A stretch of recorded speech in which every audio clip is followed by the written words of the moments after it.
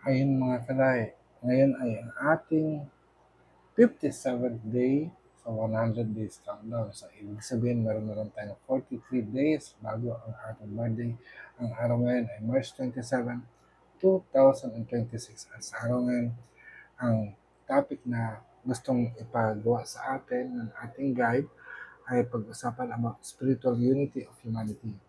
Pero sorry naman kung um, isasantabi ko muna ng saglit to. Kasi bago ako mag-live o mag-record, no, meron ako sariling sentimiento o kaya mga hinaing sa buhay. It's about satisfaction and contentment. Parang pagdating sa satisfaction, dapat masaya ka.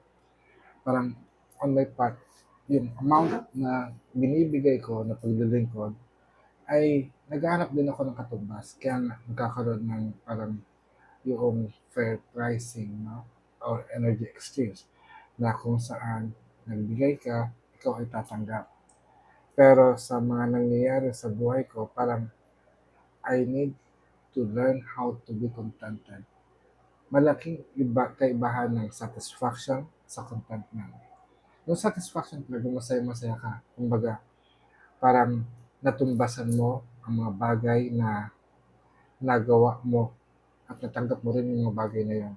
Parang iniisip ko nga sana meron katulad pang ibang Alpha man na maaari kong lapitan para ako naman ang makatanggap ng mga bagay na binibigay ko.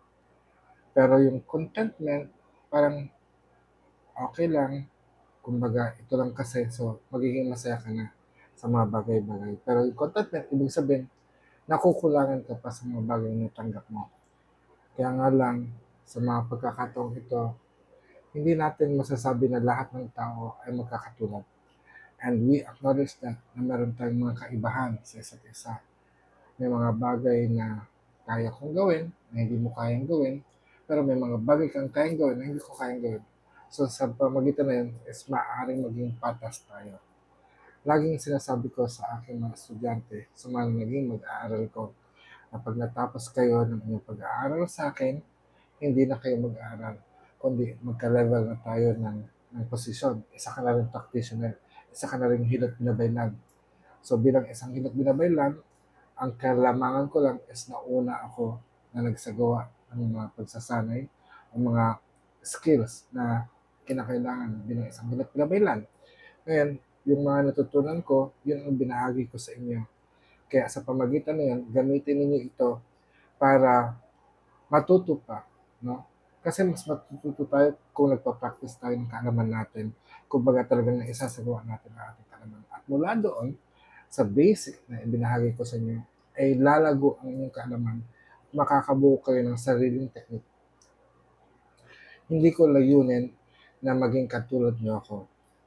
Pero ang nais ko is ma-develop niyo ang inyong sarili at kayo mismo ay maging special at maging master ng larangan na inyong isinasagawa. Pero ito yung nangyayari minsan naman na dahil sa gusto niyang angatan ang ibang tao, kaya nagkakaroon ng competition. At yung competition na yon, maganda sana ang competition, no? Pero yung makamundong competition is kailangan niyang tapakan ang ibang tao para lumamang siya. Actually, hindi naman natin kailangan gawin yun. Natapakan ang ating kapwa para umangat lang tayo. Tulad nga ng sinasabi ko, malawak ang mundo. Pagdating sa ating mga Pilipino, tayo'y kalat. Ang mga Pilipino ngayon ay hindi lamang sa Pilipinas nakatira, kundi nandun na sa iba't ibang bahagi ng mundo. No, meron sa Amerika, meron sa Canada, meron sa London, sa Europe, meron sa Africa, meron sa ibang bahagi ng Asia, lalo na sa ng silangan, napakadaming Pilipino. At gayon din sa Australia. So, parang hindi ko alam kung baka sa buwan ay meron na rin Pilipino.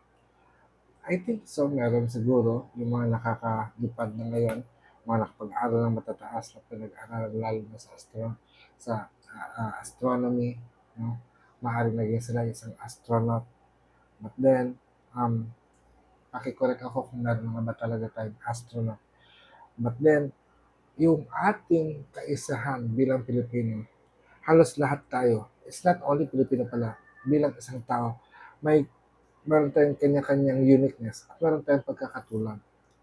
Sana yung pagkakatulad na lang na yun ang ating isipin para ang lahat ng tao sa mundo ay maging masaya.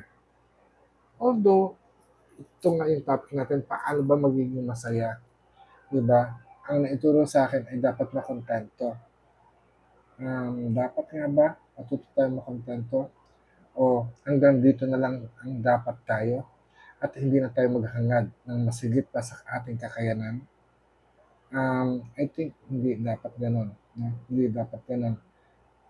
Every day, binibigyan tayo ng Panginoon ng buhay, ng kalakasan para gumawa. At sa ating paggawa, sa ating pagkilos, ay we are creating a new experience into our life. Pero kamusta ang experience na yun? Parang tulad din sinasabi ko sa ating kalahi na sila kay na you are alive. Paano ba maging buhay? Di ba? Kailangan ba natin akapin na tayo may karamdaman? Na tayo mag-inom ng gamot o kung ano-ano man? Sabi ko, may life force. Nakakapagsalita ka na, nakakapagtayo ka na. At natuwa nga ako kahapon kasi nagpakita na siya finally sa ating mga estudyante at nag-facilitate siya ng graduation ceremony. At kaninang umaga din ay inilabas ko siya. Nagpunta kami ng Quiapo. Dahil kasi ang ating kalahi na si Sunny Boy, sila kan Sunny Boy ay nagre-request na kung sana ibilan ko daw siya ng Santo Niño. Which is nagawa nga namin, no? And then kumain kami ng squid ball, fish ball sa kalsada sa Quiapo na napakasarap, no? And doon, no, yun yung buhay na maaari tayong maglakad at kumilos at i-enjoy ang mundo natin. Huwag nating ikulong ang ating sarili sa takot, no? Punuin natin ang sarili natin ng pagmamahal.